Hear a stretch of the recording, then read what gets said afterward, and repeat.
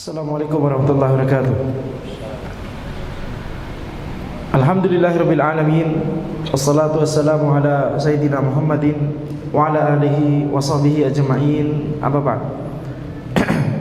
Kita lanjutkan pembahasan dari kitab Aina Nahnu min Akhlaqis Salaf, di mana kita sampai pada riwayat dari Asy-Sya'bi wa 'ani Sya'bi qala Syuraih innahu la usabu bil musibah. Asy-Sya'bi berkata bahwa Syuraih berkata, sungguh aku ditimpa musibah. Fa ahmadullah 'alaiha arba'a marrat. Maka aku memuji Allah 4 kali karena musibah tersebut. Ahmadu idz lam yakun a'zama minha. Aku memuji Allah yang pertama adalah karena musibah yang terjadi tersebut bukanlah musibah yang lebih besar. Jadi walaupun, kata Syuraih, walaupun kita mengalami musibah, maka kita tetap harus memuji Allah.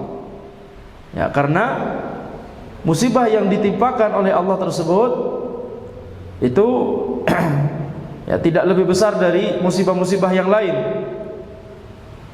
Jadi kalau misalkan kita mendapatkan musibah ban bocor misalkan, maka memuji Allah Subhanahu wa taala karena alhamdulillah minimal kendaraan kita masih ada gitu ya, bannya saja yang bocor, bukan hilang kendaraannya. Atau mendapatkan musibah sakit, pusing misalkan, memuji Allah Subhanahu wa taala karena sakit tersebut. Kenapa? Karena minimal kita masih punya kepala dan masih punya organ tubuh yang lain. Nah, jadi kita memuji Allah Subhanahu wa taala di setiap kondisi. Nah, di sini kata Syuraih, ketika tertimpa musibah, kita memuji kepada Allah 4 kali. Pujian kepada Allah yang pertama karena alhamdulillah, karena musibah tersebut tidak kemudian ya menimpa kita musibah yang lebih besar. Ini sifat dari seorang mukmin. Ya, ajaban li amril mukmin. Nabi Muhammad sallallahu alaihi wasallam bersabda, ajaban li amril mukmin. Sungguh mengherankan kondisi dari seorang mukmin. Inna amrahu kullahu lahu khair. Sesungguhnya perkaranya semuanya itu baik untuknya. Walaysa dzalika li ahadin illa lil mu'min. Dan itu tidak terjadi kepada seseorang kecuali kepada seorang yang mukmin, kepada seorang yang beriman kepada Allah. In asabathu sarra syakara fakana khairan lah. Kalau suatu hal yang baik terjadi pada dia, maka dia bersyukur kepada Allah, sehingga itu menjadi suatu kebaikan untuknya. Wa in asabathu dharra sabara fakana khairan lah. Dan ketika suatu keburukan atau musibah menimpa kepada dia, maka dia bersabar, dan itu juga adalah merupakan kebaikan untuknya. Maka di sini kita lihat pujian yang pertama kepada Allah ketika kita tertimpa musibah adalah karena pujian atau karena musibah tersebut, alhamdulillah musibah itu yang terjadi bukan musibah yang lebih besar. Wa ahmadu idz razaqani sabr 'alaiha. Dan memuji Allah yang kedua adalah karena Allah Subhanahu wa taala telah memberikan kita kesabaran untuk menghadapi musibah tersebut. Wa ahmadu idz waffaqani lil istirja'i lamma arju min ats-tsawab. Wa ahmadu idz waffaqani lil istirja'. Dan aku memuji yang ketiga kepada Allah karena Allah telah memberikanku taufik lil istirja', untuk mengucapkan kalimat inna lillahi wa inna ilaihi raji'un. Lima arju min ats-tsawab, terhadap sesuatu yang aku harapkan dari pahala Allah Subhanahu wa taala. Jadi kita mengucapkan innalillahi wa inna ilaihi raji'un itu tidak hanya sekedar mengucapkannya, akan tapi itu sendiri adalah merupakan amalan kebaikan, ibadah lisan. Ya, itu adalah ibadah lisan. Sehingga ketika kita mengucapkan kalimat tersebut, kita mendapatkan pahala. Nah, ini kita memuji kepada Allah yang ketiga karena kita telah dimudahkan oleh Allah untuk mengucapkan kalimat istirja, inna lillahi wa inna ilaihi raji'un. Ya, sungguhnya kita adalah milik Allah dan sesungguhnya hanya kepadanya kita akan kembali. Itu makna dari kalimat inna lillahi wa inna ilaihi raji'un. Tidak hanya ketika ada orang meninggal dunia, tapi juga ketika kita tertimpa musibah atau ada musibah yang menimpa orang lain misalkan. Wa ahmadu izlam yaj'alha fi dini, dan aku memuji Allah yang keempat karena Allah Subhanahu wa taala tidak menjadikan musibah tersebut kepada agama. Jadi musibah itu ada dua jenis. Musibah kepada dunia kita dan musibah kepada agama kita. Maka musibah kepada agama ini berbahaya. Musibah yang menimpa agama seseorang yang awalnya dia istiqomah di atas din, kemudian menjadi terkena syubhat atau syahwat, ini adalah musibah yang besar, lebih besar daripada musibah dunia. Makanya para ulama sangat berhati-hati agar tidak terkena musibah agama. Dan di antara caranya adalah yang pertama, menuntut ilmu syar'i yang sahih. Menuntut ilmu syar'i dengan pemahaman yang sahih. Karena kalau pemahamannya buruk, ini musibah besar bagi agamanya. Kalau pemahamannya salah, pemahamannya sesat, ini musibah besar bagi agamanya dan bisa juga menimbulkan musibah bagi orang lain. Kalau dia menyebarkan pemahaman tersebut, tidak hanya dia yang terkena musibah agama, tapi orang lain juga terkena musibah agama. Dan juga bisa menimpakan musibah dunia kepada orang lain. Kita lihat, misalkan para teroris.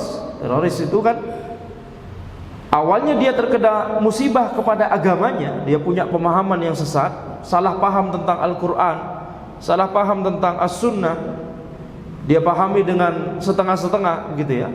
Ini musibah agama. Kemudian bisa jadi dia menyebarkan kepada orang lain, dia menimpakan musibah agama kepada orang lain. Kemudian misalkan kalau dia kemudian melakukan hal yang haram, membunuh orang lain atau merusak harta orang lain misalkan, maka ini dia menimpakan musibah dunia kepada orang lain. Maka kita lihat ketika seseorang tertimpa musibah, kata Suraih, hendaknya dia memuji Allah 4 kali. Ya, jadi ini menunjukkan bahwa seorang muslim di dalam setiap kondisi, kalau dia beriman kepada Allah dan mengetahui ilmunya, setiap kondisi bisa dia jadikan sebagai kesempatan untuk meraih pahala, kesempatan untuk meningkatkan derajatnya di sisi Allah Subhanahu wa taala. Wa qala Ghassan Ibnu al-Mufaddal al-Ghalabi, haddatsani ba'du ashabina qala, Ghassan Ibnu al-Mufaddal al-Ghalabi berkata, sebagian dari sahabat kami meriwayatkan kepada kami, ja'a rajulun ila Yunus bin Ubaid, seseorang datang kepada Yunus bin Ubaid, fasyaka ilaihi dhiqan min halihi wa ma'ashihi wa ihtimaman bidzalik. Orang tersebut kemudian mengeluhkan kesempitan hidupnya kepada Yunus bin Ubaid, mengeluhkan kesempitan hidupnya, susahnya mencari nafkah. Jadi dia mengeluhkan kondisinya dan mengeluhkan ihtimam, mengeluhkan rasa sedihnya karena susahnya hidupnya tersebut atau sempitnya kehidupannya tersebut. Jadi curhat ini kepada Yunus bin Ubaid, seorang ulama.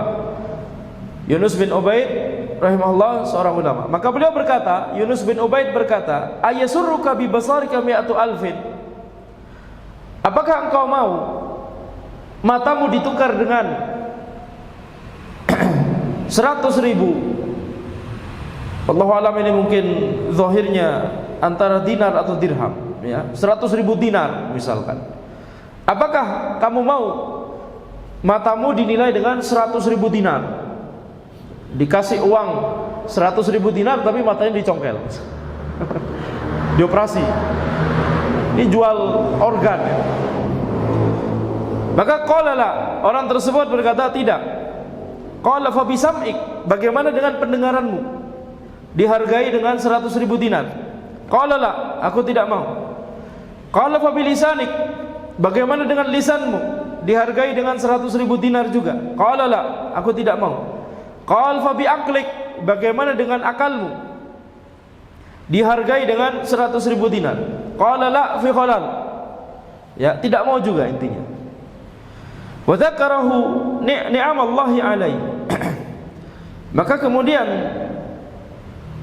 Yunus bin Ubaid menyebutkan nikmat-nikmat Allah yang dia miliki, yang dimiliki oleh orang tersebut yang curhat tadi.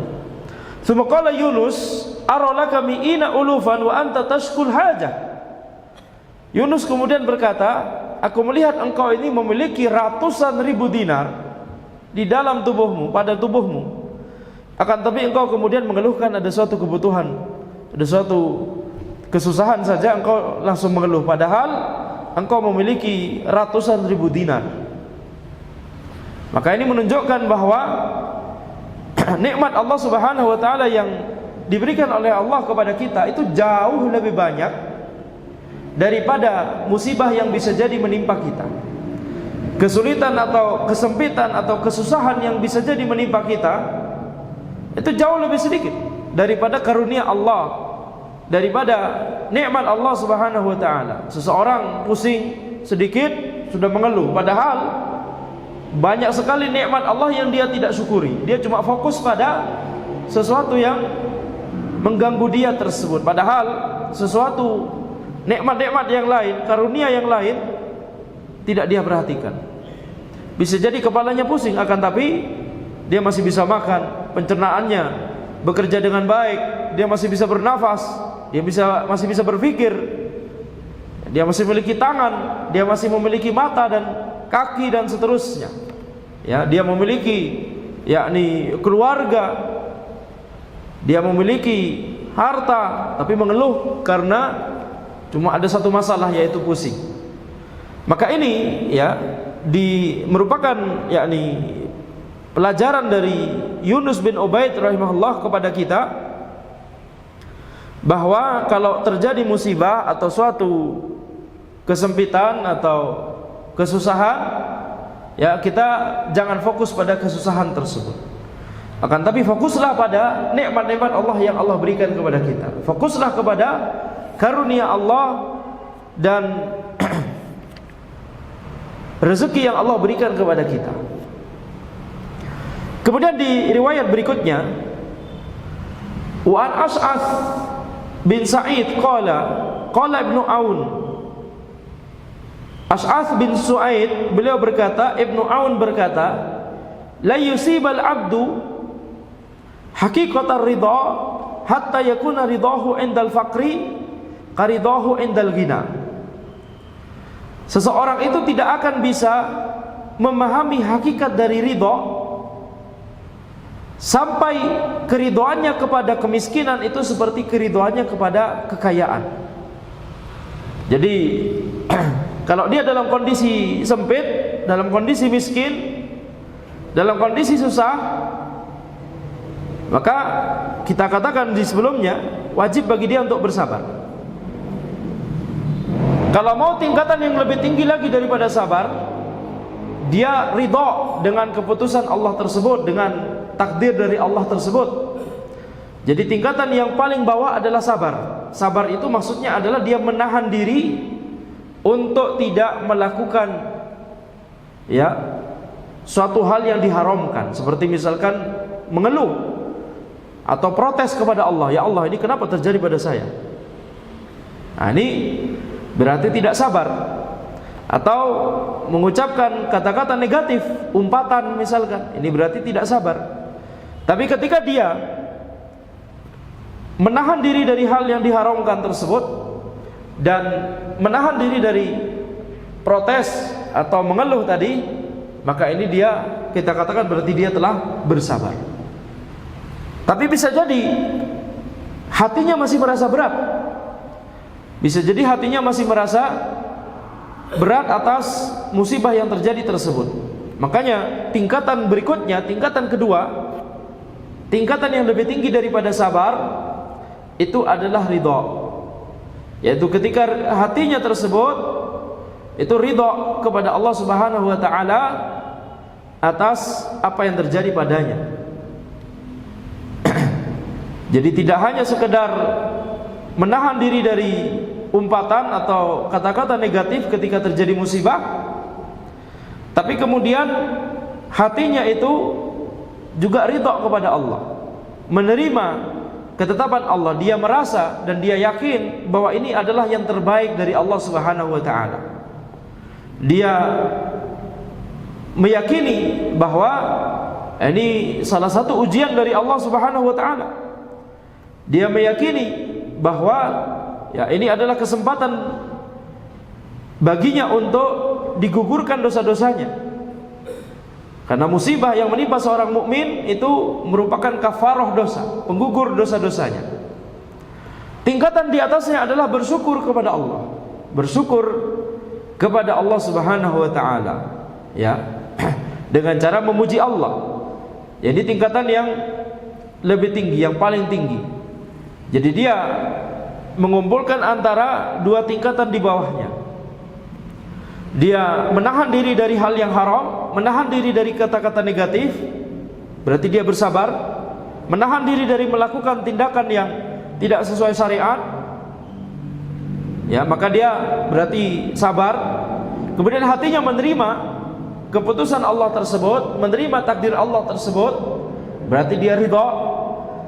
Tetapi kemudian dia bersyukur kepada Allah. Dia memuji Allah Subhanahu wa taala. Ya Allah, alhamdulillah ala kulli hal. Segala puji bagi Allah atas setiap kondisi yang menimpa kita, setiap kondisi yang menimpaku.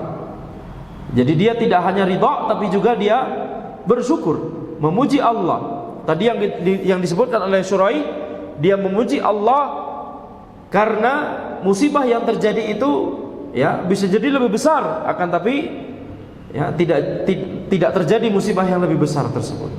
Cuma musibah yang sedang dia hadapi saja yang terjadi, bukan musibah yang lebih besar. Nah, ini dia memuji Allah karena itu. Kemudian dia memuji Allah karena alhamdulillah telah diberikan kesabaran.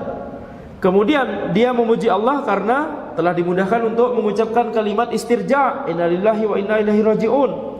Dan juga dia memuji Allah karena musibah tersebut bukan musibah yang menimpa agamanya. Ketika dia memuji Allah ini, dia berarti bersyukur kepada Allah Subhanahu wa taala.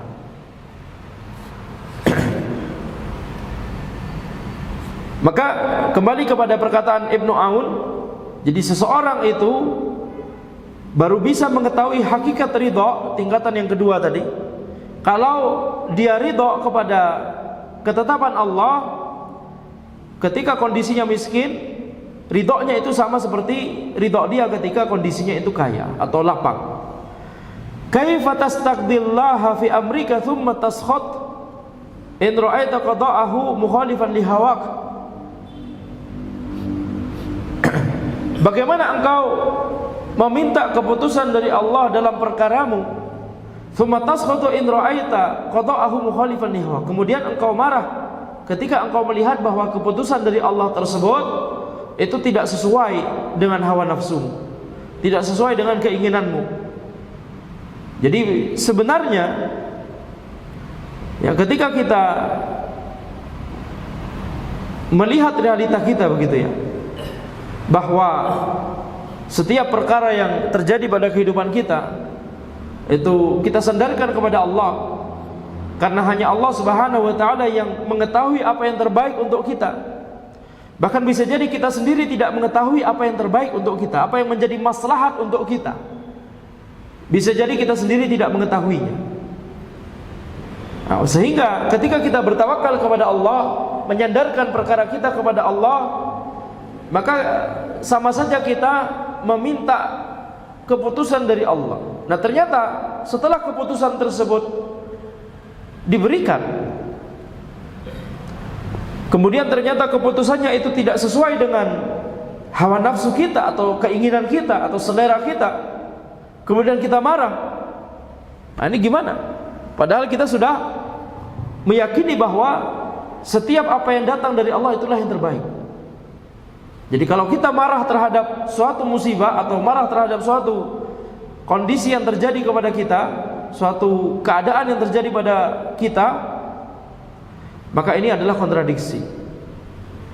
Jadi tetap harus kita meyakini, walaupun misalkan musibah tersebut atau kondisi tersebut, kejadian tersebut tidak kita inginkan, tidak sesuai dengan keinginan kita, kita tetap harus meyakini bahwa ini adalah yang terbaik dari Allah Subhanahu wa taala. Karena kalau bukan ini yang terjadi, maka bisa jadi lebih buruk. Wala'alla ma hawita min dzalika law wufiqa laka fihi hulkuka. Bisa jadi apa yang engkau inginkan tersebut, keinginanmu tersebut, bisa jadi kalau misalkan itu terjadi padamu, justru itu menjadi sumber celaka bagimu. Fihi hulkuka. Bisa jadi di situ terjadi sesuatu mara bahaya dan musibah yang lebih besar terjadi kepadamu. Wa tarda qada'ahu idza wafaqa hawak. Masuk akal tidak kemudian kalau engkau itu baru ridha kalau keputusan Allah, qada dan qadar dari Allah itu baru kalau misalkan itu sesuai dengan keinginan kita. Ini masuk akal tidak? Jadi ketika kita sudah menyandarkan perkara kita kepada Allah, tawakal kepada Allah, kita harus ridha apapun yang terjadi. Tidak boleh ridha cuma ketika yang terjadi tersebut, ketetapan dari Allah tersebut itu sesuai dengan keinginan kita. Tidak boleh. Harus kita ridha dalam setiap kondisi. Ma ansafta min nafsika wala asabta babar ridha.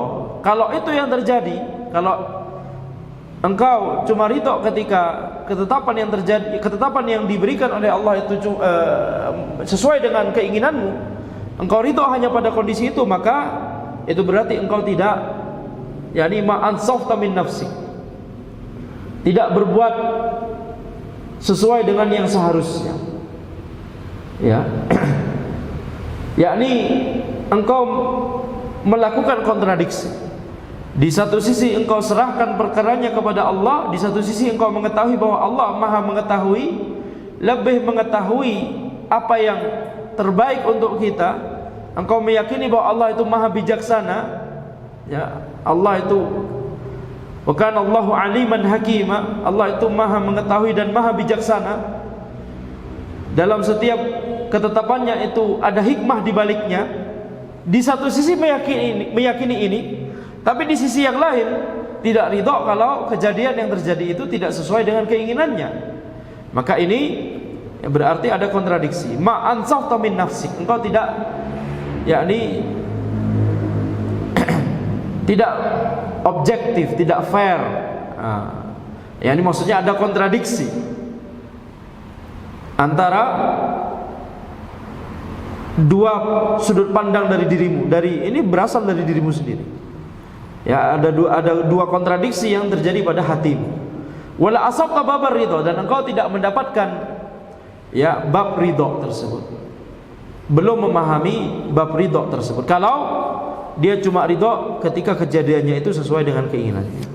Wa an Ahmad bin Isam qala Zuhair bin Nuaim, diriwayatkan dari Ahmad bin Isam, beliau berkata, Zuhair bin Nuaim berkata, inna hadzal amra la yatimmu illa bi syai'ain. Sesungguhnya perkara ini tidak akan sempurna kecuali dengan dua hal. As-sabru wal yakin, kesabaran dan keyakinan. Fa in kana yakinun lam yakun ma'ahu sabrun lam yatim.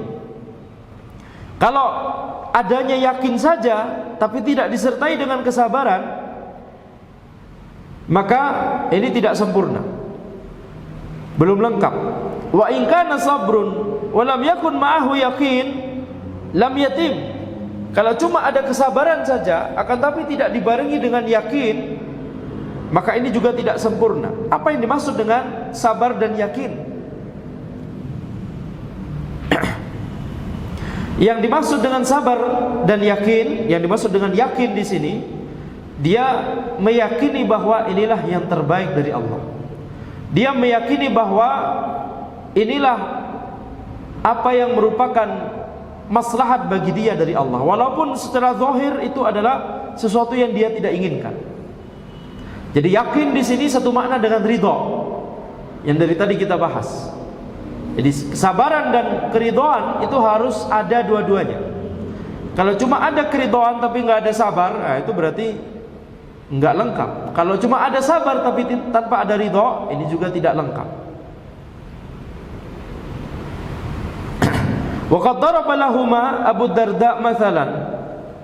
Abu Darda telah membuat sebuah perumpamaan terhadap sabar dan yakin. Beliau berkata, faqal mathalul yakini wa sabri mathalu faddadain yafiranil arda fa idza jalasa wahidun jalasa al-akhar. Di catatan kaki faddadain musanna faddad wa huwa huna bi ma'na al-fallah alladhi yahrithul ard. Faddad itu maknanya adalah petani yang membajak sawah, membajak tanah.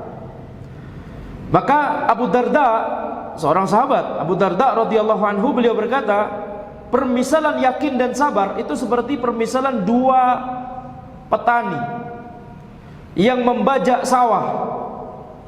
Kalau ada satu orang di antaranya duduk, maka yang satu lagi juga akan duduk.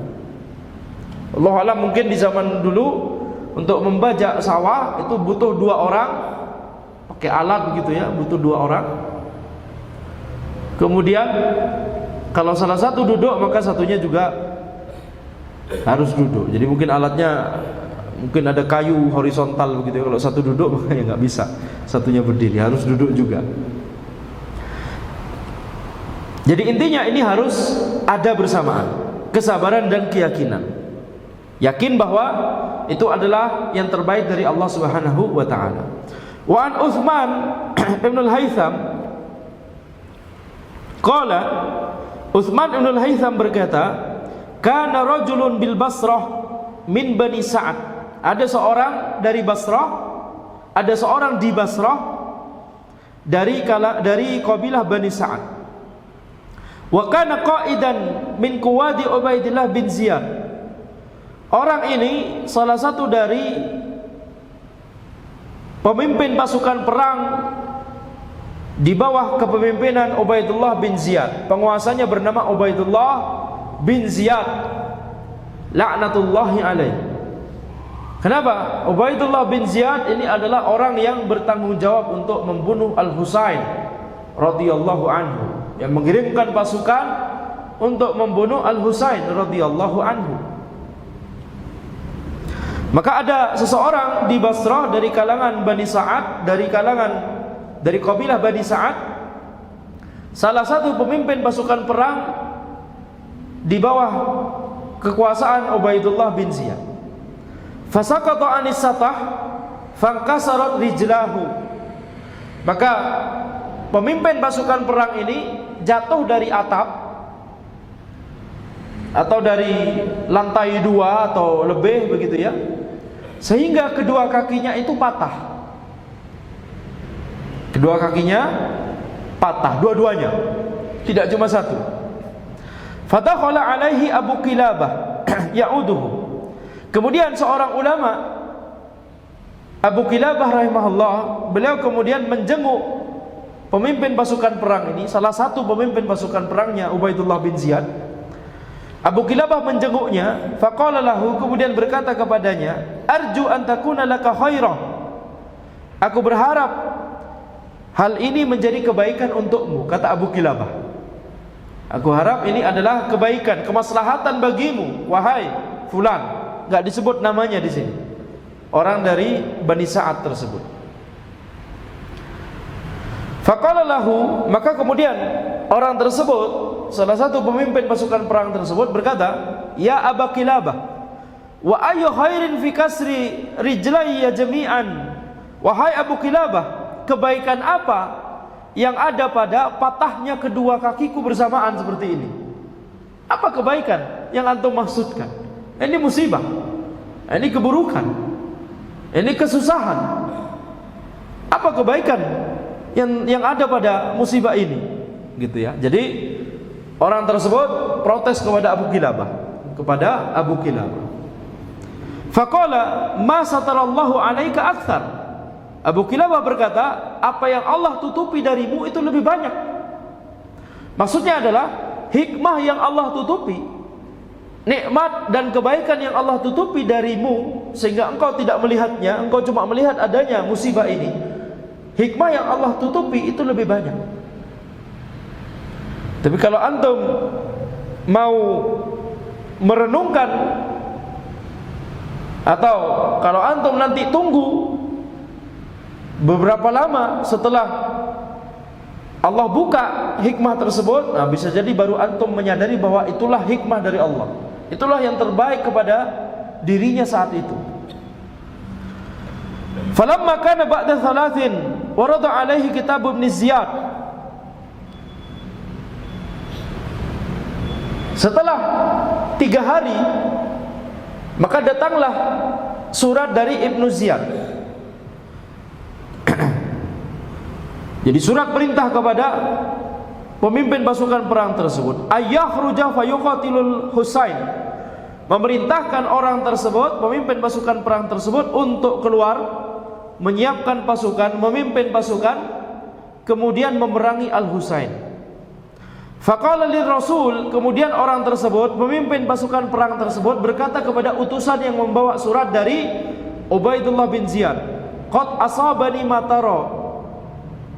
Ya, qad asabani mataro. Telah menimpaku apa yang engkau lihat ini. Kakiku keduanya sama-sama patah. Makanya akhirnya yang diutus untuk memimpin pasukan bukan orang tersebut, tapi pemimpin pasukan perang yang lain. Famakana illa sab'an hatta wafal khabar biqatlil Husain, dan tidaklah waktu kecuali telah berlangsung 7 hari, datanglah kabar bahwa Al-Husain meninggal dunia, terbunuh, dibunuh oleh pasukan yang dikirimkan oleh Ubaidullah bin Ziyad. Faqala rajul, maka pemimpin pasukan yang tadi, yang kakinya dua-duanya patah tadi, beliau berkata, rahimallahu Abu Kilabah laqad sadaq, semoga Allah merahmati Abu Kilabah, dia telah berkata benar. Innahu kana khairatan li, innahu kana khairatan li, sungguh ini adalah kebaikan untukku.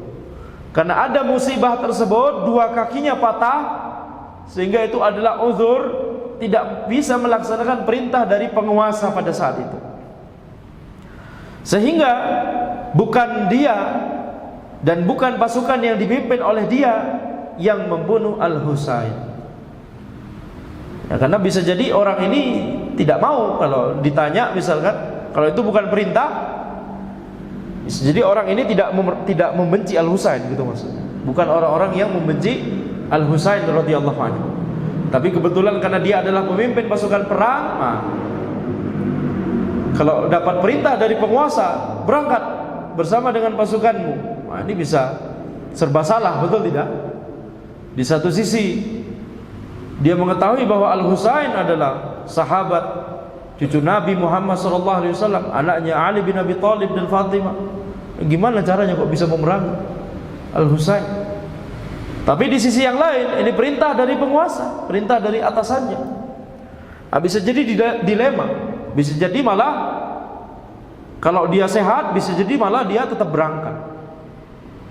Tapi karena Allah Subhanahu wa taala menginginkan kebaikan untuknya, ingin menyelamatkan dia dari fitan tersebut, ingin menyelamatkan dia dari musibah tersebut, maka Allah Subhanahu wa taala tetapkan dia jatuh dari atap atau lantai 2 atau lebih, kemudian kedua kakinya patah. Maka benarlah kata Abu Kilabah, ma satarallahu alaika aktsar, apa yang Allah tutup darimu itu lebih banyak. Hikmah yang Allah tutup darimu itu lebih banyak. Bisa jadi engkau tidak mengetahuinya sekarang, tapi bisa jadi nanti engkau baru mengetahuinya, atau bisa jadi selamanya engkau tidak akan mengetahui.